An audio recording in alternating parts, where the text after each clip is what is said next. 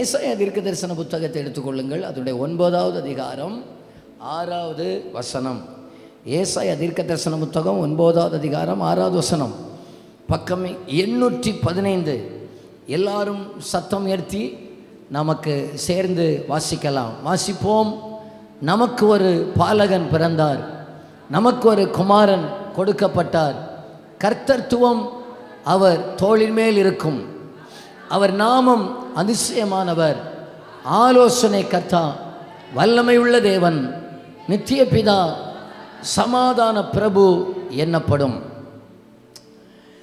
இந்த காலை ஆராதனையில் செய்திக்கு ஒரு தலைப்பு கொடுக்க வேண்டுமேயானால் நித்திய பிதா என்கிற தலைப்பில் ஆண்டுடைய வார்த்தைகளை தியானிக்க போகிறோம். எல்லாரும் என்னை கவனித்துக் கொள்ளுங்கள். இந்த ஏசாயா தீர்க்க தரிசன புத்தகம் இயேசு கிறிஸ்து பிறப்பதற்கு ஏறக்குறைய 550 600 ஆண்டுகளுக்கு முன்பாக எழுதப்பட்டது. 550-600 ஆண்டுகளுக்கு முன்பாக பிறக்க போகிற ஒருவருடைய நாமத்தை ஏசாயா எழுதுகிறார் ஆவியினால. என்ன சொல்லுகிறார் என்றால், நமக்கு ஒரு பாலகன் பிறப்பார், நமக்கு ஒரு குமாரன் கொடுக்கப்படுவார், கர்த்தத்துவம் அவர் தோளின் மேல் இருக்கு. அவருடைய நாமங்கள் அந்த வலது கரத்தை உயர்த்தி ஒன்றுனா சொல்லுங்க பார்க்கலாம். அதிசயமானவர், ஆலோசனை கர்த்தா, வல்லமை உள்ள தெய்வம், நித்திய பிதா, சமாதான பிரபு. சமாதான பிரபு. இந்த 5 நாமங்களில் ஒரு நாமத்தை குறித்து இந்த காலை வேளையில் ஆவியானவர் என்னை உற்சாகப்படுத்துகிற காரியங்களை உங்களோடு கூட பேசுகிறேன். இயேசு கிறிஸ்து யார்? நித்திய பிதா. நினைச்சுக்கிடணும். உபத்திரவப்படாத ஒருவர் உபத்திரவத்தை குறித்து பிரசங்கம் பண்ணனா அது எஃபெக்டாக இருக்காது. அழாத ஒருவர் அழுகையை குறித்து பிரசங்கம் பண்ணனா அது எஃபெக்டாக இருக்காது. ஜெபிக்காத ஒரு மனுஷன் ஜெபிக்கிறவர்களை எழுப்ப முடியாது. திறப்பில் நிற்காத ஒரு மனுஷன் திறப்பில் நிற்கிற ஒரு ஆளை எழுப்ப முடியாது. நமக்கு நித்திய ராஜ்யத்தை ஒருவர் கொடுக்கணும்னு சொன்னால் அவர் நித்திய பிதாவாக இருக்கணும். என்ன தான் அவரால் நமக்கு கொடுக்க முடிகிற காரியங்களை நித்தியமானதை கொடுக்க முடியும். நாம் நம்பணும், அறிக்கையிடணும், நம்முடைய ஆண்டவர் நித்திய பிதா. ஆகையினால் அவர் நமக்கு கொடுக்கிறது அத்தனை நித்தியமானவைகளாக தான் இருக்கும். முதலும் முடிவும் இல்லாதது தான் நித்தியமானது. பைபிளிலிருந்து நித்தியமானதை தேடி பார்த்தால் 18 காரியங்கள் இருக்கிறது நித்தியமானவைகள் என்று சொல்லி. 18 காரியங்கள் இருக்கிறது. 18 காரியங்களை நான் பேசுவதற்கு நிற்கவில்லை. நித்திய பிதா சபைக்கு என்ன கொடுக்கிறார், நமக்கு தேவையான ஒரு 4-5 காரியங்களை நான் உங்களோடு கூட பேசுகிறேன். இயேசு யார் என்றால் இந்த காலை வேளையில் நம்ம சொல்லணும், நித்திய பிதாவாக இருக்கிறார். நித்திய பிதாவாகிய அவர் நமக்கு செய்கிறது என்னவென்றால், முதலாவது நான் சொல்லுகிறேன், அவர் நித்திய ரட்சிப்பை கொடுக்கிறவராக இருக்கிறார். அது என்னவென்றால், எபிரேயருக்கு எழுதின நிருபம் 5வது அதிகாரம் அதனுடைய 9வது வசனம். எபிரேயருக்கு எழுதின நிருபம் 5வது அதிகாரம் 9வது வசனத்தை நமக்கு வாசிக்கலாம். வாசிப்போம். முன்னரை 8லேருந்து வாசி. அவர் குமாரனாயிருந்தும் பட்ட பாடுகளினாலே கீழ்ப்படிதலை கற்றுக்கொண்டு தாம் பூரணரான பின்பு தமக்கு கீழ்ப்படுகிற யாவருக்கும் நித்திய ரட்சிப்பை அடைவதற்கு காரணமாகி. முதலாவது நித்திய பிதா நமக்கு கொடுக்கிறது என்னவென்றால் நித்திய ரட்சிப்பு. ரட்சிக்கப்பட்டவங்க எல்லாம் கையை உயர்த்தி வர இல்லையா சொல்லுங்க பார்க்கலாம். ஒரு கவட பார்க்கட்டு. ரட்சிக்கப்பட்டவங்க எல்லாம் வலது கரத்தை உயர்த்தி சொல்லுங்க பார்க்கலாம். ஒரு இல்லையா சொல்லுங்க பார்க்கலாம். ரட்சிப்பு இந்த பைபிளில் பெரியது என்னன்னு கேட்டால் ரட்சிப்பு தான் பெரியது. நாம் ஆண்டவரை ஆராதிக்கிறதான நேரத்தில் ரட்சிப்பின் பாத்திரத்தை கையில் எடுக்கணும்னு இருக்கிறது. இந்த பெரிய ரட்சிப்பை, அதுக்கு பேர் என்னவென்றால் நித்தியமான ரட்சிப்பு. இந்த நித்திய ரட்சிப்பை நித்திய பிதாவாகிய இயேசு கிறிஸ்து நமக்கு கட்டளையிட்டு இருக்கிறார். நித்திய பிதாவாகிய இயேசு நமக்கு கொடுத்த மிக பெரிய ஆசீர்வாதம் என்னவென்றால் நித்தியமான ரட்சிப்பை ஆண்டவர் நமக்கு கொடுத்திருக்கிறார். இந்த ரட்சிப்பை, நித்திய ரட்சிப்பை குறித்து நான் உங்களுக்கு சுருக்கமாக நான் ஒரு பாடம் நடத்துகிறேன். எல்லாரும் என்னை கவனித்துக் கொள்ளுங்கள். உங்கள் எல்லாருக்கும் புரிய வேண்டும் என்பதற்காக. அநேகருக்கு இன்னைக்கு ரட்சிப்புனாலே என்னன்னு தெரியல.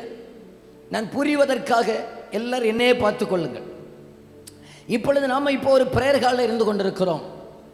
நான் இந்த பிரேயர் ஹாலை ஒரு 5 நிமிடத்துக்கு இதை ஒரு கோர்ட்டாக நான் வைக்கிறேன். கோர்ட்டுனா தெரியுமா? நீதிமன்றம். ஒரு நீதிமன்றமாக நம்ம இதை மாற்றுகிறோம். ஒரு 5 நிமிடம். இங்கே நியாயாதிபதியாகிய நம்முடைய பிதாவாகிய தெய்வம் இருக்கிறார். நியாயாதிபதியாக ஒரு பக்கத்திலே ஒரு கூண்டு இருக்கிறது, இன்னொரு பக்கத்தில் இன்னொரு கூண்டு இருக்கு. பாதிக்கப்பட்டவர் இருக்கிறார், பாதிக்கப்படுத்தினவரும் இருக்கிறார் அப்படின்னு வைத்துக் கொள்ளுங்க. நான் இப்படி சொல்கிறேன், ஒரு பக்கத்தில் பாவிகள் நிற்கிறார்கள், இன்னொரு பக்கத்தில் பரிசுத்தமுள்ள இயேசு கிறிஸ்து நிற்கிறார். யார் பாவிகள் அப்படின்னு பார்த்தா எல்லா மனுஷரும் பாவிகள். ரோமர் எழுதின நிருபம் முதல் 2 அதிகாரத்தில் ரோமர் எழுதின நிருபம் தான் நம்ம சரியாக ரட்சிப்பை குறித்து அழகாக படிப்பித்து தருவது. முதல் 2 அதிகாரத்தில் அப்போஸ்தலனாகிய பேதுரு எல்லாரையும் பாவிகள் என்கிற கூண்டுக்குள்ளே கொண்டு வருகிறார். நான் பாவிதானா என்பதை உணர்த்துகிற வார்த்தைகளை நான் உங்களுக்கு இப்பொழுது காட்டுகிறேன். ரோமர் 1வது அதிகாரம் 29வது வசனத்திலிருந்து வாசிக்கிறேன். நான் ஒரு 23 காரியத்தை சொல்லுவேன். அந்த 23 காரியத்தில் இல்லாதவங்க ஒன்று கையை உயர்த்தி காட்டணும்னா, இந்த 23 என்கிட்ட இல்லைன்னு சொல்லுகிறவங்க கையை உயர்த்தி காட்டணும்னா, 23 காரியங்களை சொல்லுகிற 29வது வசனத்தில் வாசிங்க. அவர்கள் சகலவித அநியாயத்தினாலும், வேசித்தனத்தினாலும், துரோகத்தினாலும், பொருளாசையினாலும், குரோதத்தினாலும் நிறையப்பட்டு, பொறாமையினாலும், கொலையினாலும், வாக்குவாதத்தினாலும், வஞ்சகத்தினாலும், வன்மத்தினாலும் நிறைந்தவர்களுமாய், புறங்கூறுகிறவர்களுமாய், அவதூறு பண்ணுகிறவர்களுமாய், தேவ பகைஞருமாய், துராகிரதம் பண்ணுகிறவர்களுமாய், அகந்தை உள்ளவர்களுமாய், வீம்புக்காரருமாய், பொல்லாதவர்களை யோசித்து பிணைக்கிறவர்களுமாய், பெற்றாருக்கு கீழ்ப்படியாதவர்களுமாய், உணர்வில்லாதவர்களுமாய், உடன்படிக்கைகளை மீறுகிறவர்களுமாய், சுபாவ அன்பில்லாதவர்களுமாய், இணங்காதவர்களுமாய், இரக்கமில்லாதவர்களுமாய் இருக்கிறார்கள். அடுத்த வசனம் முக்கியம். இப்படிப்பட்டவைகளை செய்கிறவர்கள் மரணத்திற்கு பாத்திரராக இருக்கிறார்கள் என்று தேவன் தீர்மானித்த நீதியான தீர்ப்பை அவர்கள் அறிந்திருந்தும் அவைகளை தாங்களே செய்கிறதும் அல்லாமல் அவைகளை செய்கிற மற்றவர்களுக்கு பிரியமாயிருக்கிறார்கள். இந்த 23 காரியத்தில் ஒன்றும் என்கிட்ட இல்லைன்னு சொல்லுகிறவங்க அந்த வலது கையை ஒன்று உயர்த்தி காட்டுங்க பார்க்கலாம். புதிய ஏற்பாட்டிலிருந்து மட்டும் 72 எண்ணத்தை எடுத்து வச்சிருக்கிறேன் நான். இந்த 23 இல்லைன்னா அடுத்த 23 பிடிச்சிடுவோம் நம்ம. புதிய ஏற்பாட்டில் இருந்து மட்டும் இது தவறு என்று காட்டுகிற 72 காரியங்களை நோட் பண்ணி வச்சிருக்கிறேன். நான் என்ன சொல்கிறேன்னா, இப்போ எல்லாரும் என்ன கவனிங்க, இந்த 23மே போதும் ஒரு மனுஷனை நீ குற்றவாளிங்கிற கூண்டலை தூக்கி நிறுத்துவதற்கு. இதை சொல்லி இவர் சொல்றார் அடுத்த அதிகாரத்தில், இப்படிப்பட்டவைகளை செய்கிறவர்களுக்கு தேவனுடைய நியாய தீர்ப்பு சத்தியத்தின்படியே இருக்கிறது என்று அறிந்திருக்கிறோம்.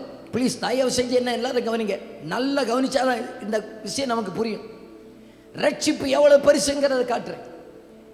இப்போ நியாயாதிபதி சொல்லுகிறார், இதெல்லாம் செய்யாதவர்கள் யாராவது இருக்கிறீங்களா? அப்ப எல்லாரும் குற்றவாளி, எல்லாரும் கூண்டலவா, எல்லாரும் கூண்டலவா, எல்லாரும் கூண்டலவா, எல்லாரும் ஆக்கனை தீர்ப்பு என்கிற கூண்டில் அடைக்கப்பட்டு ஆயிற்று. இவர்களுக்காக இப்பொழுது ஒரு கையெழுத்து எழுதப்படுகிறது. இவர்கள் மேல தண்டனை எழுதப்படுகிறது. இவர்கள் குற்றவாளிகள் என்று எழுதப்படுகிறது. இப்போ நீங்கள் நினச்சிக்கிடணும், அந்த கூண்டுக்குள்ளே நானும் உண்டன்னு நினச்சிக்கிடணும். நானும் அந்த கூண்டுக்குள்ளே நிற்கிறேன், நம்மையும் சேர்த்துதான். அங்கே தண்டனை எழுதப்படுகிறது. இவர்கள் அநியாயக்காரர்கள், தேவனுடைய சாயலின்படி சிருஷ்டிக்கப்பட்டும் தேவனின் சிருஷ்டியை தொழுது கொள்ளுகிறார்கள், சிருஷ்டிகரை தொழுது கொள்ளவில்லை. தேவ பகைஞராக இருக்கிறார்கள், இருதயத்தில் கபடுள்ளவர்களாக இருக்கிறார்கள், தொண்டையின் கீழே பாம்பின் விஷம் கொண்டவர்களாக இருக்கிறார்கள். ஆகையினால் இவர்களுக்கு என்னுடைய கணக்கின்படி பாவத்தை பாராத சுத்த கண்களை உடைய என்னுடைய கணக்கின்படி ஒரு தீர்ப்பை எழுதுகிறேன். அந்த தீர்ப்பை எழுதுகிறேன், அது மரணம் என்கிற தீர்ப்பை எழுதுகிறேன். இந்த தீர்ப்பை எழுதுகிறதான நேரத்தில் இன்னும் ஒருத்தன் ஓடி வாரான். யாரு? சாத்தான். அவன் ஓடி வர்றான்.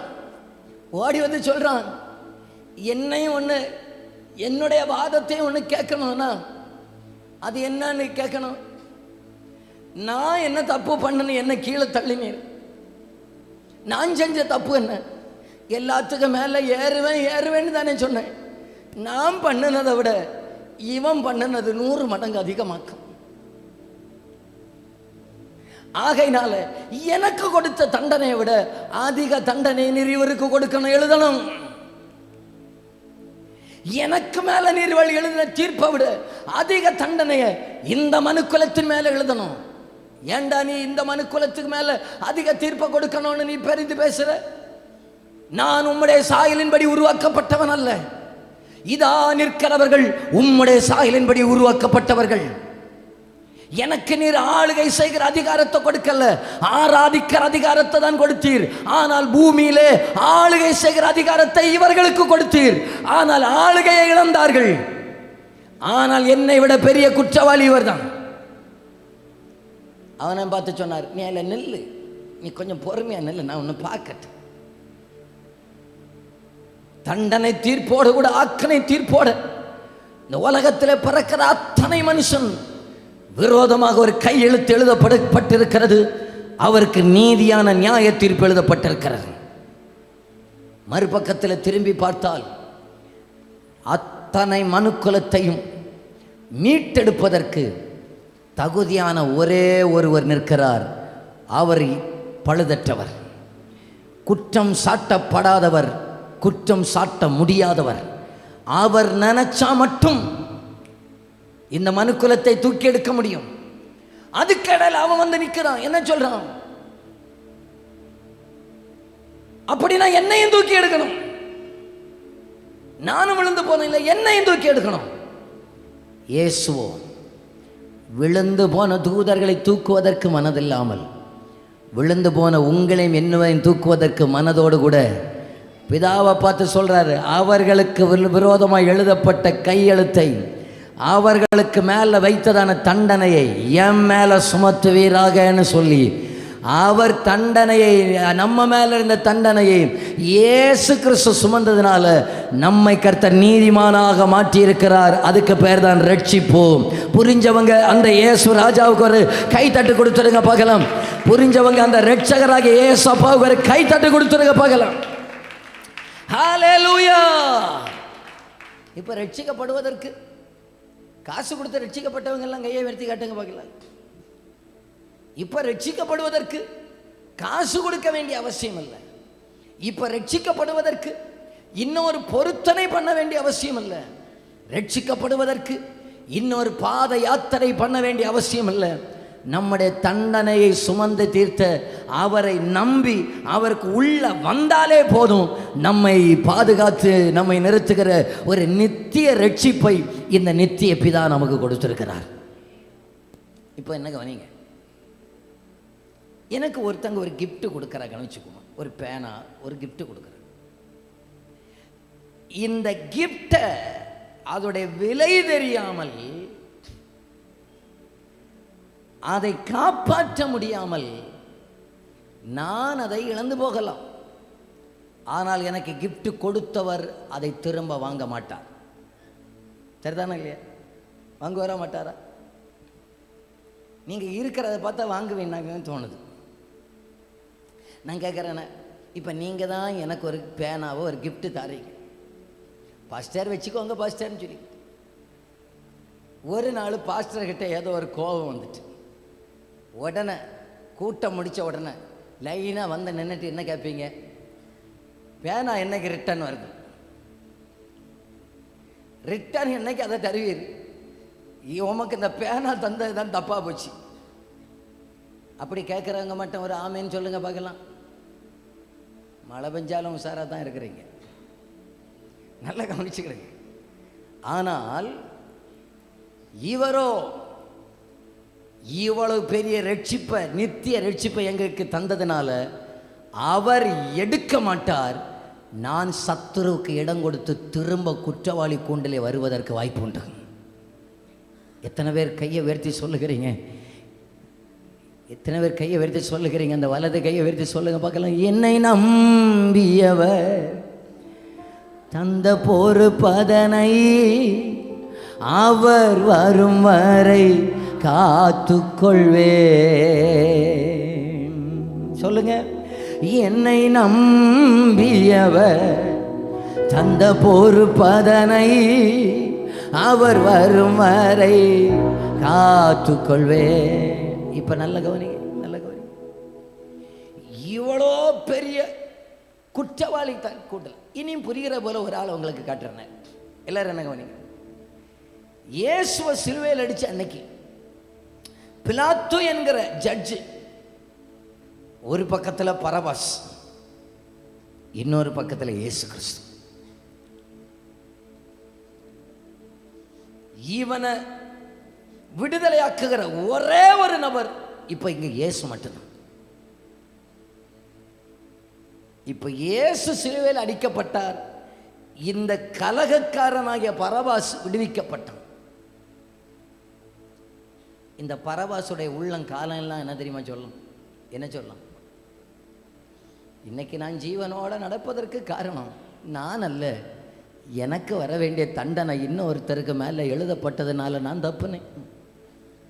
ஒரு தேவ பிள்ளை ஒவ்வொரு நாளும் சொல்லணும், ஒவ்வொரு நாளும் சொல்லணும், ஆண்டவரே எனக்கு மேலே எழுதப்பட்ட கையெழுத்து உமக்கு மேலே வைக்கப்பட்டதுனால இவ்வளவு பெரிய ரட்சிப்பை எனக்கு மேலே தந்தீங்க ஆண்டவரே.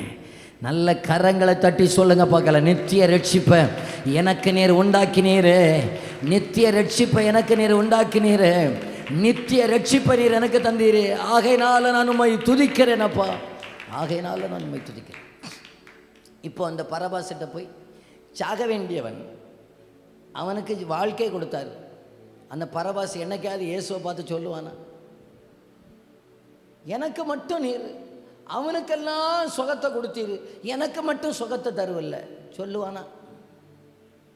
பெரும்பாடுள்ள ஸ்ரீ மட்டும் வசனத்தை தொட்ட உடனே அவளுக்கு வல்லமை புறப்பட்டுச்சு, எனக்கு மட்டும் ஒண்ணுமே செய்யல சொல்லுவானா? புரியலையோ? சொல்லுவானா? ஒன்று சொல்லுங்க, இல்லைன்னா ஒன்று சொல்லுங்க. லாசரை மட்டும் எழுப்பி விட்டாரு, என்ன மட்டும் ஒரு நாளும் எழுப்பாம போயிட்டார் சொல்லுவானா? ஏன் தெரியுமா சொல்ல மாட்டான்? அவனுக்கு தண்டனை தீர்ப்பே மாற்றப்பட்டதுனால அதை விட பெரிய ஆசீர்வாதம் வேற ஒன்றும் இல்லைன்னு அவனுக்கு தெரியும். உண்மையாக ரட்சிக்கப்பட்ட ஒரு தேவ பிள்ளை தண்டனை தீர்ப்பு அகற்றப்பட்டதுனால வேற எது தந்தாலும் தெய்வத்தை தான் சேவிப்பாங்க, தராவிட்டாலும் தெய்வத்தை தான் சேவிப்பாங்க. அதுக்கு பேர் தான் ரட்சிப்பு. இப்போ ரட்சிக்கப்பட்டவங்க அந்த கையை உயர்த்தி காட்டுங்க பார்க்கலாம். முன்ன பாதி போச்சு. நம்ம எதுக்கு தெரியுமா ரட்சிக்கப்பட்டது? நம்ம இயேசுவை ரட்சகராக ஒன்றும் தேடலை. பலர் இயேசுவை தேட டாக்டர் ஆட்டாக்க வந்தால் சுகம் கிடைக்குமா, பின்ன வாரு. இன்னும் சிலர் கலெக்டர் ஆட்டாக்க ஆண்டவரை தேடினது. வந்தா இந்த ரோடு பிரச்சனை ஒன்று ரெடியாக்கி தருவாரா? இயேசுகிட்ட வந்தா பின்ன நான் வாரேன். அவன் என்னைக்காவது சொல்லுவானா? பரபாஸ் என்னைக்காவது சொல்லுவானா எனக்கு நல்ல வீடு தராம போனீர்னு சொல்லுவானா? ஏன்? ஏய், நீ சாக வேண்டிய ஒன்ன உன் மேல இருந்த தண்டனை தீர்ப்பை மாற்றியாச்சுடா. அதை விட பெரிய ஆசீர்வாதம் வேற ஒன்றும் இல்லடா. அதை விட பெரிய மேன்மையான காரியம் ஒன்றும் இல்லடா. ஆகையினால தான் சிலுவையில் முழு ஆக்கனையும் இவர் மேலே தூக்கி வச்சதுனால தான் என் தேவனே என் தேவனே இமைப்பொழுது முகத்தை மறைத்தார். இங்கே மறைச்சாரு, இங்கே முகத்தை பார்ப்பதற்குரிய வாய்ப்பை நமக்கு கிடைத்தது. இப்போ எந்த நேரத்திலையும் அவருடைய முகத்தை பார்க்குற பாக்கியம் கிடைச்சதுக்கு காரணம் என்னென்னா, தண்டனை அவர் மேலே எழுதப்பட்டதுனால அவர்கள் அவரை நோக்கி பார்த்து பிரகாசம் அடைந்தார்கள். ஏனென்றால் இவர் பாவத்தை பாராத சுத்த கண்களை உடையவர். இவருடைய பரிசுத்தத்துக்கு முன்னால் யாரும் நிற்க முடியாது. ஒருவரும் சேரக்கூடாத ஒளியில் வாசம் பண்ணுகிறவர். ஒருவரும் சேரவே முடியாது. அவர் என்கிட்ட சேர்ந்து வந்துட்டார். அமெரிக்க அதிபர் டொனால்டு ட்ரம்ப் கிட்ட நம்ம போய் சேர்ந்து நிற்க முடியுமா? நினைச்ச நேரத்தில் எல்லாரும் இருக்கிறீங்களா? டொனால்டு ட்ரம்ப்னா தெரியாதோ? அமெரிக்க அதிபர் டொனால்டு ட்ரம்ப் கிட்ட போய் நின்று, மிஸ்டர் நெல்லுங்க ஒரு செல்ஃபி எடுக்கட்டும்னு சொல்ல முடியுமா? ஆனால் டொனால்டு ட்ரம்புக்கு என் கூட்ட வரலாம் எப்போனாலும் இல்லையா? நமக்கு தெய்வத்துக்கு கிட்ட சேர முடியாது. சேரக்கூடாத ஒளியில் வாசம் பண்ணுகிறவர். நான் தகுதியற்றவன். என் மேலே இருந்த ஆக்கினை தீர்ப்பு இரட்சகராகி இயேசு மேலே எழுதப்பட்டதுனால பிதாவாகிய தெய்வன் நம்ம கிட்ட சேர்ந்து வந்த, நம்ம ஆராதிக்கிற எந்த இடத்துலையும் அவர் வந்து நம்மை ஆசீர்வதிக்கிற நித்திய ரட்சிப்பை தந்தபடியினால, இந்த நித்திய பாக்கியத்தை தந்தபடினால எனக்கு அவர்கிட்ட சேர முடியாது. ஆகையினால அவர் என்கிட்ட வந்து என்னை ஆசீர்வதிக்கிற நல்ல ராஜா. ஹல்லேலூயா, ஹல்லேலூயா. இப்பொழுது அவருடைய முகம் எனக்கு மறைக்கப்பட்டதாக அல்ல, இப்பொழுது அவருடைய முகம் எனக்கு திறக்கப்பட்டதாக இருக்கிறது. இப்பொழுது அவருடைய முகம் எனக்கு இருளாக்கப்பட்டதாக அல்ல. எப்பொழுது கூப்பிட்டாலும் மகனே என்று பதில் தருகிற ஒரு பிதாவாக இருப்பதற்கு காரணம் என் மேல வைக்கப்பட்ட நித்திய பிதாவானவர் நித்திய ரட்சிப்பை எனக்கு உண்டாக்கிறபடினால.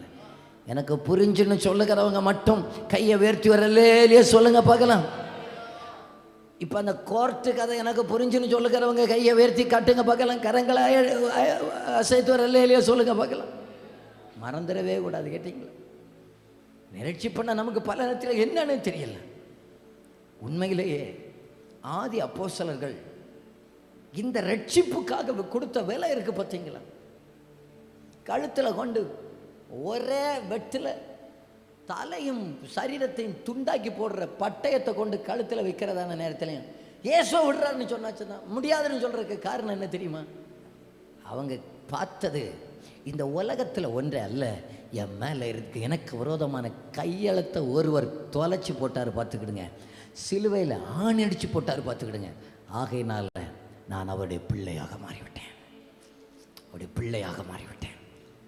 ஆக நித்திய பிதா நமக்கு கொடுத்த ஒரு பெரிய காரியம் என்னவென்றால் நித்திய ரட்சிப்பை அவர் நமக்கு கொடுத்த நல்ல ஆண்டவராக இருக்கிறார். அல்லேலூயா. இப்போ நான் அதோடைய மறுபக்கத்தை கூட சொல்கிறேன். அதோடைய மறுபக்கத்தை சொல்கிறேன். இந்த நித்திய ரட்சிப்பை வாங்கின ஒரு கூட்டம் இந்த உலகத்தில் உண்டு, வாங்காத ஒரு கூட்டமாக இந்த உலகத்தில் உண்டு. பிசாசானவன் ஒரு பெரிய ஒரு தந்திரத்தோட நிற்கிறது, செயல்படுறது யாருக்கு விரோதமாக தெரியுமா? இந்த நித்திய ரட்சிப்பை வாங்காதவர்களுக்கு பிசாசு பிரச்சனை கிடையாது. அவனுக்கு தெரியும் என் மேலே எழுதப்பட்ட அதே தண்டனை இவன் மேலே இருக்கு, இவன் என்னைக்கு நாள் ஒரு நாள் என் கூட வருவான், அவங்கள ஒன்றுமே செய்ய மாட்டான். எப்பொழுது ஒரு ரட்சிக்கப்பட்ட ஒரு மனுஷன் நிற்கிறானோ அவனை நேரடியாக சத்துருவுக்கு தொட முடியாது. ஆதாமும் ஏவாளையும் உண்டாக்கப்பட்ட அந்த மகிமையில் இருந்ததான நேரத்தில் சாத்தானுக்கு நேரடியாக அவர்களை தொடவே முடியாது. ஆனால் சுற்றி சுற்றி வருவான். நானா பாவம் செய்வதற்கு கண்ணில் எல்லாத்தையும் காட்டுவான், என் சிந்தனையில் எல்லாத்தையும் கொண்டு போடுவான். சாத்தானுடைய பெரிய தந்திரமே ரட்சிக்கப்படாதவர்கள் அல்ல, ரட்சிக்கப்பட்டவர்களை விழத்தள்ளுவதுதான் பெரிய ஒரு தந்திரம். அவர் வரும் நாள் வரையிலும் அந்த நாள் வரையிலையும் இந்த நித்திய ரட்சிப்பை காத்துக்கொள்ள கர்த்தர் நமக்கு கிருபை தருவாராக. ஆண்டவரை பார்த்து கேட்கணும், ஆண்டவரே நீர் என்னை காப்பீராக. எதிலிருந்து என்னை காப்பீராக? இந்த சத்துடைய வல்லமையிலிருந்து என்னை காப்பீராக. இவன் என்னை தொடாமல் என்னை காப்பீராக, இவனுடைய வல்லமைகளிலே வலையிலே விழாமல் என்னை காப்பீராக. ரட்சிக்கப்பட்ட தேவ பிள்ளையே, நம்மை சத்துரு தொடவே முடியாது. ஏனென்றால் நம்ம மேல் அப்பாவுடைய வேலி வைக்கப்பட்டிருக்கிறது, நம்ம மேல் அப்பாவுடைய பாதுகாப்பு வைக்கப்பட்டிருக்கிறது. எத்தனை பேர் சொல்லுகிறீங்க சத்துரு என்ன தொட முடியாது, ரட்சிக்கப்பட்ட என்ன பிசாசு தொட முடியாது சொல்லுகிறவங்க அந்த வலது கையை உயர்த்தி அந்த வார்த்தையை பேசுங்க பார்க்கலாம். அதை சாத்தான் கேட்கட்டும், சொல்லுங்க பார்க்கலாம். இயேசு கிறிஸ்துவின் நாமத்தினால, இயேசு கிறிஸ்துவின் இரத்தத்தினால வாங்கப்பட்ட என்ன சத்துரு தொட முடியாது, பிசாசு தொட முடியாது. நான் ஆக்கினை தீர்ப்புக்கு உட்பட்டவன் அல்ல, நான் தண்டனை தீர்ப்புக்கு உட்பட்டவன் அல்ல, நான் பாதுகாக்கப்பட்டவன், நான் வேலி அடைக்கப்பட்டவன், நான் தான் முத்திரை போடப்பட்ட தோட்டம், நான் தான் முத்திரை போடப்பட்ட தோட்டம். என்னை சத்துரு தொட முடியாது. ஏனென்றால் நித்திய ரட்சிப்பை என் மேல ஆண்டவர் வைத்திருக்கிறார், நித்திய ரட்சிப்பை என் மேல வைத்திருக்கிறார். ஹல்லேலூயா, ஹல்லேலூயா, ஹல்லேலூயா. தொட முடியாதுங்க, தொட முடியாது. ரட்சிப்பு என்கிற வேலிக்குள்ளாக கர்த்தர் நம்மை கொண்டு வந்து விட்டு விடுகிறார். ரட்சிப்பு என்கிற மதிலுக்குள்ளாக கர்த்தர் நம்மை கொண்டு வந்து விடுகிறார். ஏசாயா 26 இருக்கிறது, ரட்சிப்பையே அதற்கு மதிலாகவும் அரணாகவும் வைத்திருக்கிறேன் என்று சொல்லி நம்ம பெற்ற ரட்சிப்பை ஆண்டவர் மதிலாக நமக்கு வைக்கிறார், அரணாக வைக்கிறார். எந்த அக்கினி அஸ்திரங்கள் வாய்க்காமல் போகும். ஏனென்றால் என் மேல இருக்கிற தண்டனை தீர்ப்பையே எடுத்து விட்டவர் இதை எல்லாவற்றையும் கொடுக்க மாட்டாரா? அவரால் பாதுகாக்க முடியாதா? நமக்கு இன்னைக்கு பெரிய பிரச்சனை என்ன தெரியுமா? என்ன பிரச்சனை தெரியுமா? ஐயோ பிசாசு பிசாசு பிசாசு பிசாசு. பாருங்க, இந்த தண்டனை தீர்ப்பு அதையே எடுத்து போட்டார்னு சொன்ன இந்த மந்திரத்தையும் பில்லி சூனியையும் என் ஆண்டவருக்கு முன்னால எம்மாத்திரம், இந்த பிரச்சனைகள் எம்மாத்திரம், இந்த போராட்டங்கள் எம்மாத்திரம், இந்த சோதனைகள் எம்மாத்திரம், இந்த நெருக்கங்கள் எம்மாத்திரம். கையை தட்டி ஆமென்னு ஆர்ப்பரிங்க பார்க்கலாம். இந்த தரித்திரங்கள் எம்மாத்திரம். தண்டனை தீர்ப்பையே எடுத்தவர் இந்த நித்திய பிதா, நித்தியமான ரட்சிப்பை எனக்கு தந்தவர் ஏன் இதை தர மாட்டாரா? ஏன் என்ன சுகமாக்க மாட்டாரா? ஏன் என்ன பலப்படுத்த மாட்டாரா? ஏன் என்ன விடுதலையாக்க மாட்டாரா? நிச்சயமா தருவாருங்க, நிச்சயமா தருவார். ஏன் நம்ம இன்னைக்கு பல நேரத்தில் அகப்பட்டு கிடக்கிறோன்னு சொன்னா நமக்கு ரட்சிப்பே பேசிக்கா என்னன்னு தெரியல, நம்ம பெற்ற ரட்சிப்புடைய விலை தெரியல. இவரே 2:4 இருக்கிறது. அடையாளங்களினாலும் அற்புதங்களினாலும் பலவிதமான பலத்த கிரியைகளினாலும் பரிசுத்தாவின் வரங்களினாலும் தேவன் தாமே கொடுத்த இவ்வளவு பெரிதான ரட்சிப்பு. அங்க அடையாளத்தை பெருசுன்னு சொல்லல, அற்புதத்தை பெருசுன்னு சொல்லல, பரிசுத்தாவின் வரத்தை பெருசுன்னு சொல்லல, வேற எதையும் பெருசுன்னு சொல்லல, ரட்சிப்பை தான் பெருசுன்னு சொல்லி இருக்கிறார்.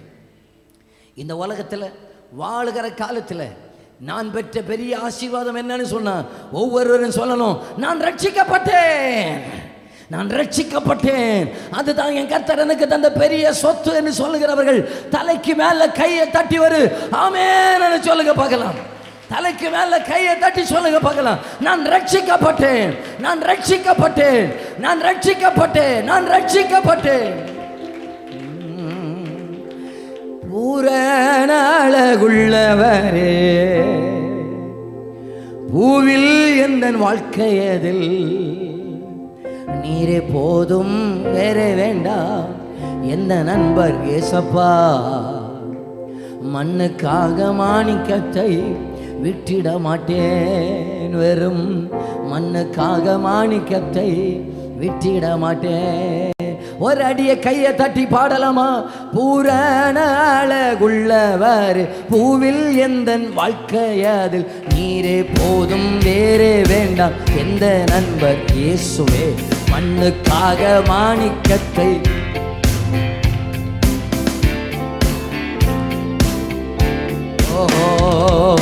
சம்பூரண அழகுள்ளோர் என்னை மீட்டு கொண்டீரே, சம்பூரணமாக என்னை உந்தனுக்கின்றே. சம்பூரண அழகுள்ளோர் என்னை மீட்டு கொண்டீரே. பூரண அழகுள்ளவர், பூவில் எந்த வாழ்க்கையதில் நீரே போதும் வேறே வேண்டாம். மண்ணுக்காக மாணிக்கத்தை விட்டிட மாட்டேன், இந்த மண்ணுக்காக மாணிக்கத்தை விட்டிட விட்டிட மாட்டே. இந்த ரட்சிப்பு கிறிஸ்தவ குடும்பத்தில் பிறந்ததுனால கிடைக்காது. இந்த ரட்சிப்பு பாஸ்டருக்கு பிள்ளையா பிறந்ததுனாலையும் கிடைக்காது. இந்த ரட்சிப்பு கிறிஸ்தவ பேர் வச்சதுனாலையும் கிடைக்காது. கிறிஸ்தவ சபையை ரெஜிஸ்டரில் என் பேர் இருக்கிறதுனால கிடைக்காது. இந்த ரட்சிப்பு கர்த்தர் 100% இலவசமாக, நான் ஒரு பாவி என்கிற உணர்வுள்ள அத்தனை பேருக்கு இலவசமாக கொடுக்கிறவராக இருக்கிறார். அத்தனை பேருக்கு இலவசமாக கொடுக்கிறவராக இருக்கிறார். இந்த சத்தத்தை கேட்கிற அத்தனை பேருக்கு சொல்லுகிறேன், யாராவது இந்த நித்திய ரட்சிப்பை இதுவரைக்கும் வாங்காமல் இருப்பீர்கள் என்று சொன்னால் இன்றைக்கு உள்ளத்திலே ஒரு உணர்வு வரட்டும். நான் இந்த இயேசுவுக்குள்ளாக வராமல் இருக்கிறது வரைக்கும் நித்திய ஆக்கினைக்குள்ளாக இருக்கிறேன். என்னை நித்திய ரட்சிப்பை தந்து நித்திய ஆக்கினையிலிருந்து என்னை தப்புவிக்கிறவராக இருக்கிறார். ஆகையினால தான் இவருக்கு பெயர் நித்திய பிதா. நித்திய பிதாவாக இருக்கிறார். அல்லேலூயா, ஹல்லேலூயா. சரி, இனி ரெண்டாவதாக நித்திய பிதா கொடுத்த ரெண்டாவது ஆசீர்வாதத்தை சொல்லுகிறேன். டக்குன்னு 1-2 காரியத்தை இனி வேகமாக சொல்லி முடிச்சிருவேன். ஏன்னா எபிரேயர் 9வது அதிகாரம் 12வது வசனம். எபிரேயர் 9:12, வெள்ளாட்டுக்கடா இளங்காளை இவைகளுடைய இரத்தத்தினால் அல்ல, தம்முடைய சொந்த இரத்தத்தினால் ஒரே தரம் மகா பரிசுத்த ஸ்தலத்திலே பிரவேசித்து நித்திய மீட்பை உண்டு பண்ணினார். ரெண்டாவதாக இந்த நித்திய பிதா எனக்கு கொடுத்த ஆசீர்வாதம் நித்திய மீட்பு. எல்லாரும் சொல்லுங்க பார்க்கலாம். இன்னும் சத்தமா சொல்லுங்க பார்க்கலாம். இப்போ பிசாசு அப்பா வந்து என்ன தெரியுமா சொல்லுவான் நம்மகிட்ட, டேய் நீ பெரிய யோக்கியரெல்லாம் ஒன்றும் கிடையாது, நீ முன்னால உத்தமனா. எல்லாரும் என்ன பாருங்க, நான் தண்ணியில் இறங்கி மூழ்கி ஞானஸ்நானம் எடுத்த பிறகும் ஞானஸ்நானம் எடுப்பதற்கு முன்னால் உள்ள பாவத்தை இன்றைக்கும் அறிக்கையிட்டு கொண்டிருக்கிறேன்னு சொல்லுகிறவங்க மட்டும் கையை உயர்த்தி ஒரு அல்லேலியா சொல்லுங்க பார்க்கலாம். தெளிவாக தான் இருக்கிறீங்க, ஆனால் நான் நம்பிறவனும் செய்யலை. கேட்டீங்களா?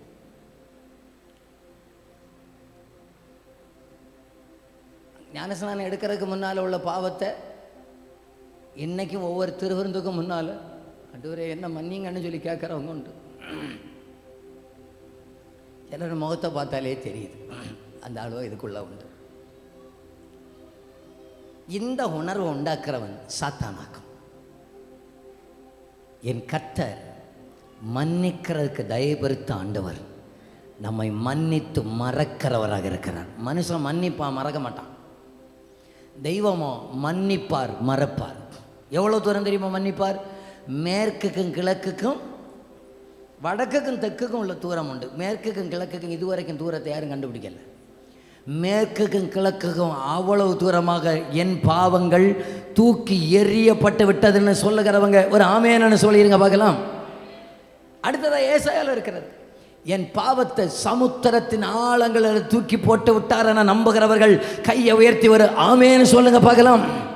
அடுத்ததாக சொல்லப்பட்டிருக்கிறது, என் பாவத்தை முதுகுக்கு பின்னால எரிந்து விட்ட ஒரு அப்பா ஒருவர் இருக்கிறார்.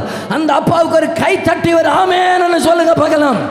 என்னுடைய பாவம் எல்லாருக்கும் தெரியும், தெரிந்தும் அத்தனை தூக்கி போட்டு விட்டார், ஆழங்களிலே போட்டு விட்டார், தூரத்திலே போட்டு விட்டார், திருமையா முதுகுக்கு பின்னால வழி துவைத்து விட்டார். மனுஷனுக்கு தெய்வத்துக்குள்ள வித்தியாசம் அது. சில சகோதரிகளை பார்த்துருக்கீங்களா? எனக்கு தெரியும், இன்னைக்கு கல்யாணம் ஆகி 22 வருஷம் ஆச்சு. இப்பவும் வீட்டுக்காரரை மிரட்டுவாங்க. நான் சும்மா ஒன்றும் வரல, கேட்டீங்களா? 18 பவுன் நகையும் 4 லட்சமும் கொண்டு ஆக்க வந்திருக்கிறேன். சும்மா ஒன்றும் அம்மா வீட்டுக்கு ஏறி வரல, கேட்டீங்களா? இந்த 22 வருஷத்தில் 50 லட்சத்துக்கு சாப்பிட்டாச்சு மனுஷருக்கு பொழைப்பில். பழையதை வச்சு மிரட்டுறது. நான் சும்மா ஒன்றும் வரல, கேட்டீங்களா? ஏன் தெரியுமா? இன்னும் மறக்கல, இன்னும் மறக்கல. இந்த மனுஷனுக்கு 50 லிட்டர் ரத்தத்தையும் குடிச்சு, வேர்வை ஒரு 150 லிட்டருக்கு வேர்வையும் குடிச்சு, ஒரு 35 லட்சத்துக்கு சாப்பிட்டுட்டு இவங்க சொல்கிறது 3 லட்சம் கொண்டாக வந்தேன்னு. ஒரு நாள் ஒரு 1/4 கிலோ வச்சு சாப்பிடுவீங்கன்னு சொன்னால் 1/4 கிலோ அரிசி மொத்தத்தில் 3 நேரம் சேர்த்து சொல்ல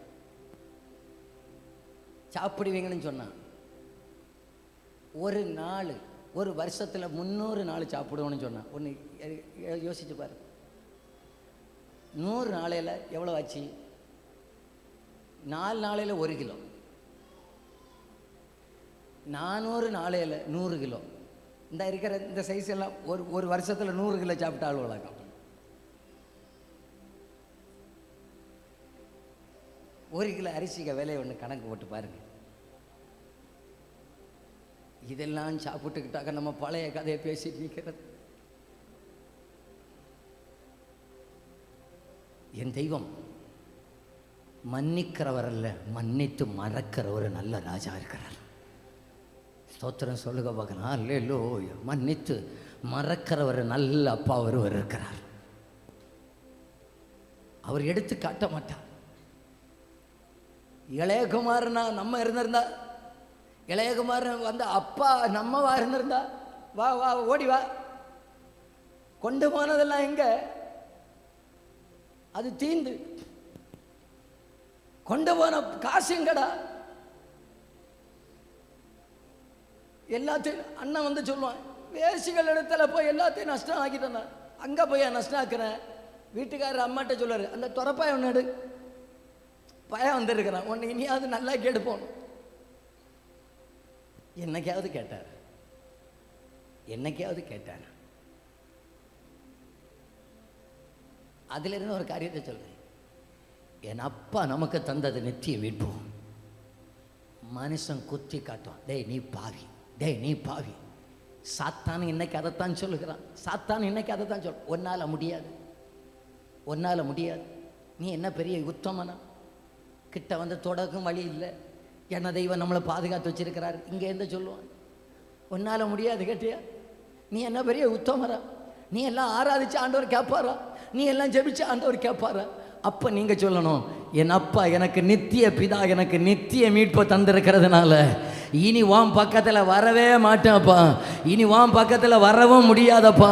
இனி நான் நித்திய ராஜ்யத்தை தேடி ஓடிக்கிட்டே இருக்கிறேன்யா, நித்திய வீட்டை தேடி ஓடிக்கிட்டே இருக்கிறேன்யா. இனி நான் நித்திய ஆக்கினைக்கு திரும்ப மாட்டேன்யா. எனக்கு தந்த மீட்பு நித்தியமான மீட்பு, நித்திய மீட்பை அவர் தந்திருக்கிறார். ஹல்லேலூயா, ஹல்லேலூயா. ஆட்டுக்குட்டியுடைய இரத்தத்தினால் அல்ல, சொந்த இரத்தத்தினால மகா பரிசுத்த ஸ்தலத்துக்குள் பிறகு நித்திய மீட்பு.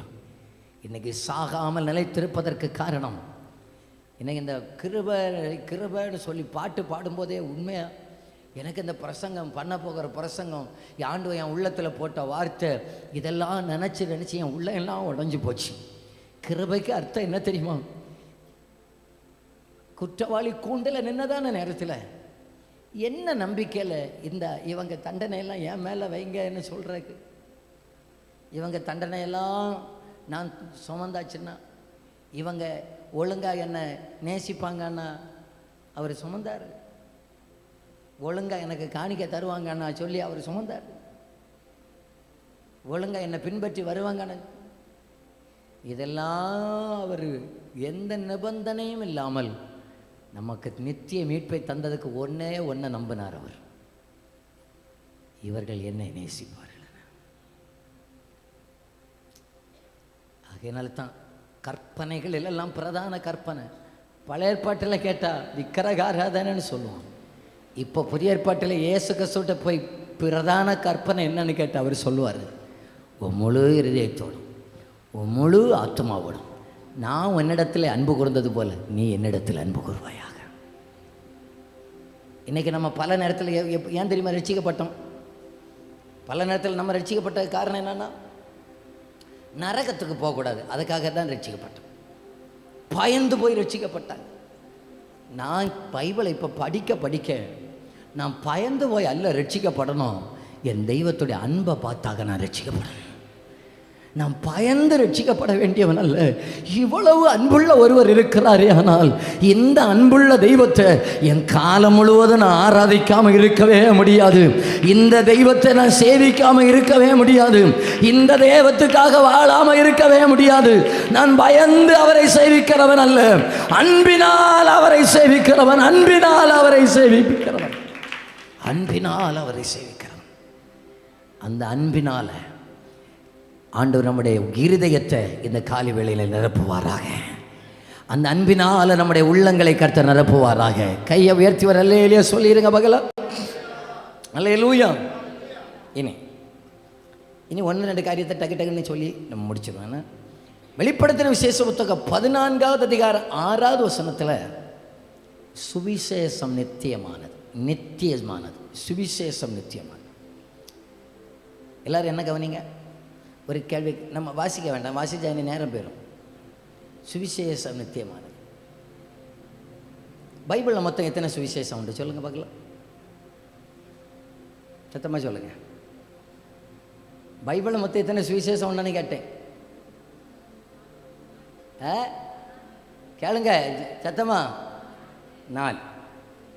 நான் சொல்கிறேன், பைபிளில் மொத்தம் ஒரு சுவிசேஷம் தான் உண்டு.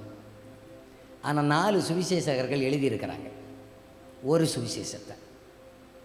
சுவிசேஷம் 4 அல்ல, 1 தான். ஆனால் சுவிசேஷங்கள் அல்ல, சுவிசேஷம். இப்போ எத்தனை உண்டு? சுவிசேஷகர் எத்தனை உண்டுன்னு கேட்டாதான் எழுதினது 4 பேர். சுவிசேஷம் நித்தியமானது. இந்த உலகத்துக்குரியது மட்டுமல்ல, இதோடைய ஒரிஜினல் ப்ளூ பிரிண்ட் பரலோகத்தில் இருக்குது.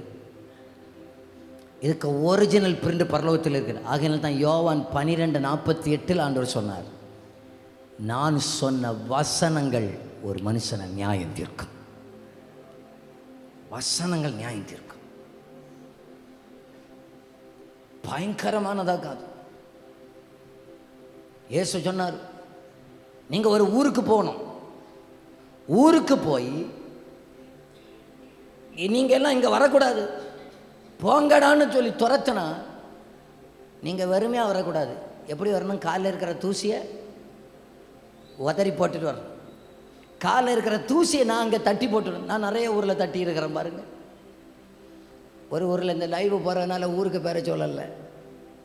ஒரு ஊரில் நானும் ஒரு சகோதரனுமா இயேசுவை பற்றி சொல்லிக்கிட்டே இருக்கிறோம். நல்லா கவனிச்சுக்கிடுங்க, இதெல்லாம் உங்களுக்கு தேவைப்படும். சொல்லிக்கிட்டே இருங்க. நாங்கள் ஒரு 4-5 டீமாக போயிட்டுருக்கிறோம். நாங்கள் 2 பேராக பிரிஞ்சு போகிறோம். அந்த கிராமம் சின்ன கிராமம். கிராமத்தில் ஒரு சின்ன ஒரு பெட்டி கடை. பெட்டி கடைன்னா என்னன்னு சொல்கிறேன்னா, ஒரு வீட்டுக்கு ஜன்னல் தான் கடை. ஜன்னல் எப்படி பார்த்து கேட்கணும். அந்த பிஸ்கட்டு அந்த மொத்தத்தில் ஒரு 3000 ரூபாய்க்கு சாதனை இருக்குது அந்த கடையில். என்னாலும் இந்த ஆளுக்கு இயேசுவை சொல்கிறதுக்கு முன்னால் நான் அங்கே போய் சாக்லேட் வாங்கியாச்சு, முறுக்கு வாங்கியாச்சு, பிஸ்கட் வாங்கியாச்சு, எல்லாம் வாங்கிட்டு கடைசியில் காசை கொடுத்துட்டு இயேசுவை பற்றி சொல்ல ஆரம்பித்தேன். சொன்ன உடனே அங்கே ஒரு தாத்தாவும் பாட்டி இருந்தாங்க. கோபம் வந்துட்டா அவங்களுக்கு. வந்த கோபத்தில் என்ன தெரியுமா பண்ணினாங்க? நான் வந்து கண்ணால் பார்க்குறேங்க, அதெல்லாம் முடியாதுப்பா போன்னு சொல்லி என்னை துரத்திட்டு, நான் அந்த வீட்டு வாசல் இருந்து ஒரு 50 அடி தள்ளி வந்த உடனே பக்கத்தில் ஒரு பக்கெட்டில் தண்ணி இருந்துச்சு. நான் நின்ன இடத்த ஓடி போய் கழுவுது, தீட்டு. நான் நினச்சேன், நல்ல கழுவு. அங்கே நியாய தீர்ப்பு நாளில் வந்து நிற்கும் போது நான் தான் வருவேன் என்ன உன்னை சாட்சிக்கு. தீட்டாங்க நம்ம போனது, இயேசுவை பற்றி சொன்னது. காலில் இருக்கிற தூசியை தட்டி போட்டுட்டு வந்தேன். இது நியாய தீர்ப்பில் தண்டனை வாங்குறதுக்கு நிற்கும் போது வந்து சொல்லணும். என்ன தெரியுமா சொல்லணும்? எனக்கு சுவிசேஷம் தெரியாது, இயேசுன்னு ஒருத்தனை தெரியாதுன்னு. அப்பம் பென்னி செய்வரை கொண்டு காட்டுவார். இப்படி ஒருத்தனை தெரியுமா? முட்டாய் கொடுத்தியே, போம்ப பக்கெட்டில் இந்த தண்ணியை வச்சு கழுவி விட்டியே.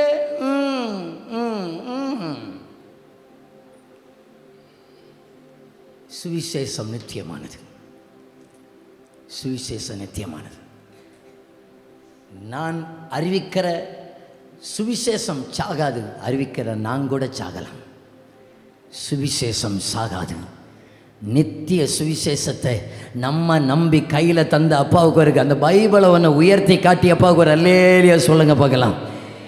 இந்த நித்திய சுவிசேஷத்தை நான் அறிவிக்க வேண்டிய பொறுப்பை கர்த்தர் நமக்கு கொடுத்துருக்கிறார். நித்தியமானது, நித்தியமானது. இங்கே மட்டும் இல்லை, அங்கேயும் உண்டு இதோடைய ஒரிஜினல். ஆகனால தான் ஆண்டவர் சொன்னார், இந்த வார்த்தை நியாயம் தீர்க்கும், இந்த வசனம் உங்களை நியாயம் தீர்க்கும். ஏன் இந்த நியாயம் தீர்ப்பதுக்கு அங்கே எல்லாம் இருக்குது. நித்திய சுவிசேஷத்தை உடையது. இனி இந்த நித்திய ஆக்கினையை குறித்து கொஞ்சம் பேசணும்னு நினச்சேன். இனி பேசின நேரம் பத்தாது. பாவிகளுடைய நித்திய தண்டனை எப்படி இருக்கணும்னு நான் இடையில் ஒரு நாள் அதை பற்றி பேசுவேன். அது கண்டிப்பாக நமக்கு தெரியும். கடைசியாக ஒன்றை மட்டும் நான் சொல்லி முடிக்கிறேன். 2 கொரிந்தியர் 5வது அதிகாரம்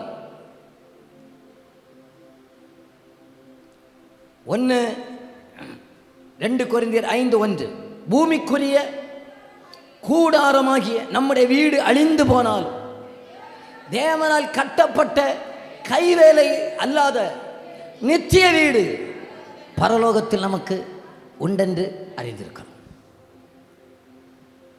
இந்த நித்திய ரட்சிப்பையும் நித்திய மீட்பையும் இந்த உலகத்திலே பெற்று நித்திய சுவிசேஷத்துக்கு கீழ்ப்படிந்தவர்களுக்கு பரலோகத்தில் ஒரு நித்திய வீட்டை நித்திய பிதா ஆயத்தப்படுத்தி கொண்டிருக்கிறார். இப்போ நான் கேட்குற கேள்விக்கு பதில் சொல்லுங்க. இயேசு யாரு?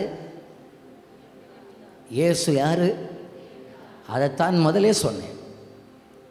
நித்திய பிதாவால் மட்டும்தான் நித்தியமான வீட்டை உண்டாக்க முடியும். நித்திய பிதாவால் மட்டும்தான் நித்தியமான ரட்சிப்பை தர முடியும். நித்திய பிதாவால் மட்டும்தான் நித்தியமான மீட்பை தர முடியும். நித்திய பிதாவால் மட்டும்தான் நித்தியமான ஒரு வீட்டை தர முடியும். எல்லாருக்கும் உள்ள இருக்க வேண்டிய கடைசி நம்பிக்கை, இந்த உலகத்தில் இருக்கிற நம்முடைய வீடு நிலையானது அல்ல.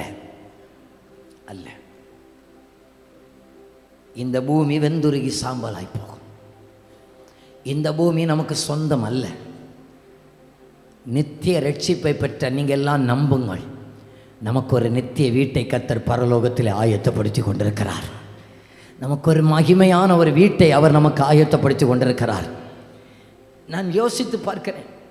ஒரு 5 அப்பத்தையும் ஒரு 2 மீனையும் ஆசீர்வதித்து 5000 புருஷர்களுக்கு சாப்பிட கொடுக்கிறவர் ஒரு வீட்டை ஆயத்தப்படுத்துகிறார்னா நான் நம்புகிறேன், என் எண்ணத்தில் எட்ட முடியாத ஒரு மகிமையான வீட்டை கர்த்தர் நமக்கு ஆயத்தப்படுத்தி வைத்திருக்கிறார்.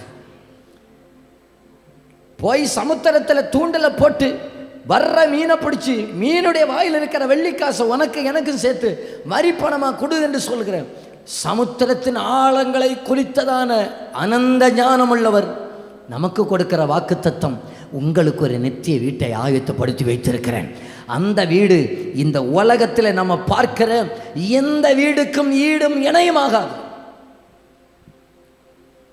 யாராவது நான் பரலோகத்துக்கு போயிட்டு வந்தேன்னு சொன்னால் நான் நம்ப மாட்டேன். கேட்டீங்களா?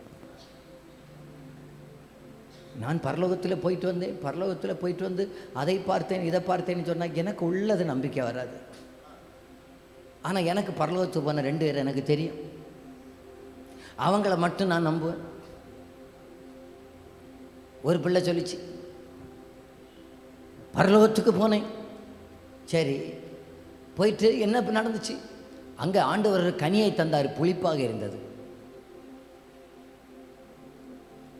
நான் அதுக்கு அகென்ஸ்டாக ஒரு வார்த்தையை சொன்னதுனால அடுத்த வாரத்தில் அந்த பிள்ளை பரலோகத்துக்கு போயிட்டு வந்து சொல்லிச்சு, நான் பரலோகத்துக்கு போய் இந்த வாட்டி ஜீவ புஸ்தகத்தை பார்த்தேன், அங்கே பென்னி சேவுடைய பேரை ஆண்டவர் வெட்டுகிறதை கண்டேன். அடுத்து 3வது நாள் நான் சொன்னேன், இனி போகும்போது என்னிடத்தில் சொல்ல, நல்ல ஒரு பேனா உனக்கு வாங்கி தருகிறேன் என்று. ஆளுவலை அட்ரஸே இல்லை. இன்னைக்கு பரலோகத்துக்கு போன ஆளுவலை பரலோகம் போனாங்களாம். பரலோகம் நாங்கள் பரலோகத்துக்கு போன 2 பேரை பைபிள்லேருந்து உங்களுக்கு காட்டட்டுமா? ஒன்று பவுல், இன்னும் ஒன்று யோவான். யோவான் பரலோகத்தில் போனார். பரலோகத்தை பார்த்து என்ன தெரியுமா வந்து சொன்னார்? அங்கே பசி இல்லை, தாகம் இல்லை, அழுகை இல்லை, புலம்பல் இல்லை. எல்லாம் இருக்கிறத சொன்னதை விட இல்லைன்னு சொல்றது அந்த அதிகம். பவுல் போய் பார்த்துட்டு வந்த என்ன தெரியுமா சொன்னார்? இக்காலத்து பாடுகள் இனி வெளிப்பட போகிற மகிமைக்கு ஒப்பிடத்தக்கவைகள் அல்லவே. என்ன தெரியுமா சொன்ன? வர்றாங்க 2 பேரும், என்ன அது இல்லை இது இல்லை இது இல்லைன்னு சொன்னாங்க. இருக்கிறத வர்ணிக்க இந்த நாவினால முடியல. அவ்வளோ பெரிய மகிமையை ராஜா பரலோகத்தில் ஆயத்தப்படுத்தி வைத்திருக்கிறார். அவ்வளோ பெரிய மகத்துவத்தை, நித்தியமானதை கர்த்தர் பரலோகத்தில் ஆயத்தப்படுத்தி வைத்திருக்கிறார். அந்த பரத்துக்குரிய கிரியையை, பரத்துக்குரிய மகிமையை இந்த நாவினால வர்ணிக்க முடியாதுங்க. அவ்வளோ மகிமையான வீட்டை உங்களுக்காக எனக்காக ஆயத்தப்படுத்தி வைத்திருக்கிறார். அதுக்கு பேர் தான் நித்தியமான வீடு. எல்லாரும் அந்த வலது கையை உயர்த்தி சொல்லுங்க, நித்தியமான வீடு சொல்லுங்க. நித்தியமான வீடு எனக்காக ஆயத்தப்படுத்தப்பட்டிருக்கிறது, ஆயத்தப்படுத்தப்பட்டிருக்கிறது. ஹல்லேலூயா. இங்கே நல்ல வீடு இல்லைன்னு கவலைப்படாதீங்க. சிலருக்கு கவலை, ஐயோ எனக்கு நல்ல வீடு இல்லையே. இன்னும் சிலருக்கு கவலை, நல்ல வீடு இருக்கு பாஸ்டர், வழி இல்லை, இருக்கிற வழி போதும். ஐயோ பாஸ்டர், இங்கே இருக்கிற வீடு இப்போ இடிஞ்சு விழும் போல இருக்கு, விழுந்துட்டு போட்டு இன்னைக்கு இல்லை நான் நாளைக்கு அதை விழத்தான் போயிட்டு போகுது. நமக்கு ஒரு இடியாத, அழியாத, யாராலும் எடுக்க முடியாத ஒரு வீட்டை அவர் ஆயத்தப்படுத்தி வைத்திருக்கிறார். எனக்கு ஒரு ஐயா சொன்னார், பாஸ்டர் எங்கள் வீட்டுக்கு ஒன்று வரணும்னா பாஸ்டர். போனேன் சில வருஷத்துக்கு முன்னால். கண்ணீரோட கணவனும் மனைவியும் சொல்கிறாங்க, ஆசாசையாக இந்த வீடை கட்டணும் பாஸ்டர். நாங்கள் கணவன் மனைவி 2 பேரும் குடும்பமாக போய் வெளிநாட்டில் போய் உட்காந்து சம்பாதிச்சு கஷ்டப்பட்டு வாயை கட்டி வயரை கட்டி இந்த நல்ல வீடை கட்டி பாதுகாச்சோம் பாஸ்டர். இப்போ என்ன, 4 வழிச்சாலைக்காரங்க வந்து இடிக்கிறாங்க பாஸ்டர். காசெல்லாம் கொடுக்குறாங்க, ஆனாலும் நாங்கள் ரொம்ப ஆசையாக பார்த்து கட்டணும், இடிக்கிறாங்க பாஸ்டர். நான் உங்களை சொன்னேன், நல்லா இருக்கு வீடு, பெயிண்டிங் எல்லாம் பண்ணி அழகா இருக்கு. இதை விட ஒரு நல்ல வீட்டை அப்பா பரலோகத்தில் ஆயத்தப்படுத்தி வைத்திருக்கிறாருங்க. நித்தியமான ஒரு வீட்டை ராஜா நமக்கு ஆயத்தப்படுத்தி வைத்திருக்கிறாருங்க. ஆகையினால தான் அப்பாவை நாங்கள் ஆராதிக்கிறோம், தெரு தெருவா போய் நின்று சொல்லுகிறோம், இவர்கிட்ட வந்துருங்க. இவர் தருகிறதெல்லாம் பாதி கிடையாது, நிரந்தரமானது. இவர் தருகிறதெல்லாம் நித்தியமானது. இவர் தருகிற ரட்சிப்பு நித்தியமானது. இவர் தருகிற சுதந்திரம் நித்தியமானது. இவர் தருகிற மீட்பு நித்தியமானது. இவர் தருகிற வீடு நித்தியமானது. அத்தனையும் நித்தியமானதே தருவார். ஆனா உலகம் தரும். டியூட்டியில வேலை செய்கிறதுக்கு ஒரு ஜீப்பை தருவாங்க, திடீர்னு எடுப்பாங்க, இல்லையா சார்? புரிஞ்சவர்களுக்காய் சோத்திரம், செய்தி வாசிக்கிறவங்களுக்கு புரியும். ஏன்னா அநித்தியமானது. உலகம் நித்தியமானது, யாராலையும் கொடுக்க முடியாதுங்க. இந்த அன்பெல்லாம் நித்தியமானது கிடையாது. இயேசுவின் அன்பு நித்தியமாமே, என்ன நேரீனும் மாறாதாமே. தந்தையும் தாயும் கைவிட்ட போதும் இயேசுவின் அன்பு மாறாதாமே. சில நேரத்தில் பிசாசானவன் உள்ளத்தில் சந்தேகங்களை போட்டு, நீ நல்லாக மாட்ட, நீ நாசமாக போயிடுவ, நீ அழிக்கப்பட்டு போயிடுவ, உன் பிள்ளை நல்லா இருக்காது, இனி உனக்கு வாழ முடியாது, இனி சம்பாதிச்சு வீட்டை கட்டிக்கிட மாட்டேன், இதெல்லாம் உள்ளத்தில் போட்டு போட்டு குழம்பி போய் கலங்கி போய் வந்திருக்கிற உங்களை பார்த்து நித்திய பிதா சொல்கிறாரு, நான் உங்களுக்கு நித்திய வீடை உங்களுக்காக ஆயத்தப்படுத்தி வைத்திருக்கிறேன். நீங்கள் பார்க்குற அத்தனையும் அழிந்து போகுங்க, ஆனால் உங்களுக்குள்ளே இருக்கிற ரட்சிப்பை யாராலையும் எடுக்க முடியாது. உங்களுக்கு நான் கொடுத்த மீட்பை யாராலும் எடுக்க முடியாது. உங்களுக்கு நான் கொடுத்த அபிஷேகத்தை யாராலும் எடுக்க முடியாது. நீங்க அதை காத்துக்கொள்ளுங்க. சீக்கிரமா வருவேன், அது சீக்கிரமா வருவேன், அது சீக்கிரமா வருவேன். உலகத்தான போல என்ன வைக்கலையேன்னு சொல்லி முறுமுறுக்காதீங்க. தேவ பிள்ளைகளை போல நம்மளை கம்பீரமாய் நிறுத்தி இருக்கிறாருங்க. கம்பீரமான நம்பிக்கை தந்திருக்கிறாருங்க. கம்பீரமான நம்பிக்கை தந்திருக்கிறார். அதுல ஒரு காரியத்தை கூட சொல்கிறேன். இன்னும் அதில் ஒன்று நித்தியமான நம்பிக்கைன்னு ஒன்று உண்டு பார்த்துக்கிடுங்க. நித்தியமான நம்பிக்கையை கர்த்தர் நமக்கு வைத்திருக்கிறார் என்று சொல்லி ஸ்தோத்திரம். நான் அதை ஒரு சின்ன ஒரு காரியத்தை மட்டும் சொல்கிறேன். அது என்னன்னு சொன்னால், வெளிநாட்டில் நம்ம இங்கே வெளிநாட்டு போனங்கிற சகோதரர் ஃபாரின்ல இருக்கிறவங்க இருக்கிறாங்க. இப்போ நம்ம வெளிநாட்டுக்கு ஒரு சகோதரர் போகிறார். வின்சென்ட் கேட்டு, நீ தான் அந்த ஆளுன்னு வச்சுக்கோமே. சகோதரர் வெளிநாட்டுக்கு போகிறார். மனைவி பிள்ளைகள் எல்லாம் வெளிநாட்டில் இவர் ஃப்ளைட் ஏற்றி விடுறதுக்காக ட்ரிவாண்ட்ரம் ஏர்போர்ட்டுக்கு போகிறாங்க. ஏர்போர்ட்டில் போய் நிற்கிறதான நேரத்தில் மனைவி 2 பிள்ளைகளும் ஓன்னு அழுறாங்க.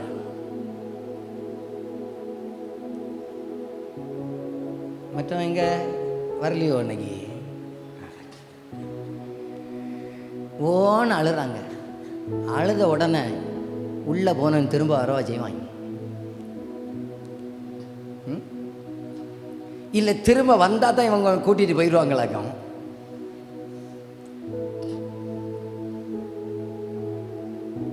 கண்ணீரோட ஒரு பக்கம் கண்ணீர், இன்னொரு பக்கம் போய் தொலைஞ்சிரு, எப்படியா வண்டி ஏறிடு. எதுக்கு தெரியுமா? அவங்களுக்கு தெரியும், ஒன்று இவர் இங்கே வருவார், இல்லைன்னா நான் அங்கே போவேன். அதுக்கு பேர் தான் நித்திய நம்பிக்கை. புரிஞ்சவர்களுக்காக ஸ்தோத்திரம் செலுத்துகிறேன். என் கர்த்தராகிய இயேசு கிறிஸ்து நமக்குள்ளே வைத்திருக்கிறது மிகப்பெரிய நித்திய நம்பிக்கையை வைத்திருக்கிறார். அங்கே போனது பாய்னு சொன்னது பர்மனண்ட் அங்கே இருப்பதற்கல்ல. இங்கேருந்து பார்த்துக்கிட்டே நிற்கிறாங்க. என்ன தெரியுமா நம்பிக்கை? போனவர் அங்கே இருக்க மாட்டான்ப்பா, செய்ய வேண்டியதை செஞ்சுட்டு வர வேண்டிய நேரத்தில் வந்து உங்களுக்காக ஆயத்தப்படுத்தி இருக்கிற அந்த ராஜ்யத்தில் உங்களை கொண்டு போய் சேர்ப்பதற்காக வருவேன். அந்த நம்பிக்கை தான் நித்தியமான நம்பிக்கையை நித்திய பிதா நமக்குள்ள விதைச்சிருக்கிறாருங்க. நித்திய பிதா விதைச்சிருக்கிறார். ஐயோ போயிட்டாரே. நான் ஞானஸ்நானம் கொடுத்த நிறைய பேரே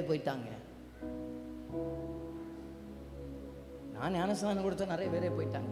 சில நேரத்தில் ஆசை வந்துடும். சரி, நம்ம மக்கள் இல்லையா, ஒன்று பார்க்கணுன்னால ஆசை வந்துடும். ஆனாலும் உள்ளத்தில் திடீர்னு ஒரு நம்பிக்கை உண்டு, இனி அவர் இங்கே வரமாட்டார், நம்ம அங்கே போய் பார்க்கலான்னா. தேவ பிள்ளைக்கு கர்த்தர் கொடுக்கிறது நித்திய நம்பிக்கை. இதெல்லாம் இந்த நம்பிக்கையில் நமக்குள்ள வர்றதுக்கு காரணம் என்ன தெரியுமா? நித்திய பிதாவாகி அவர் நமக்குள்ள இருக்கிறதுனால. நித்திய பிதாவாகி ஒருவர் நமக்குள்ள இருக்கிறதுனால நித்திய ரட்சிப்பு, நித்திய மீட்பு, நித்திய மகிமை, நித்திய நம்பிக்கை, நித்தியமான வீடு. எத்தனை பேர் சொல்லுகிறீங்க? நான் அழிந்து போவதை தேடுவதற்காக அழைக்கப்பட்டவன் அல்ல, நித்தியத்தை தேடுவதற்காக அழைக்கப்பட்டவன் என்று சொல்லுகிறவங்க மட்டும் அல்லேலூயா.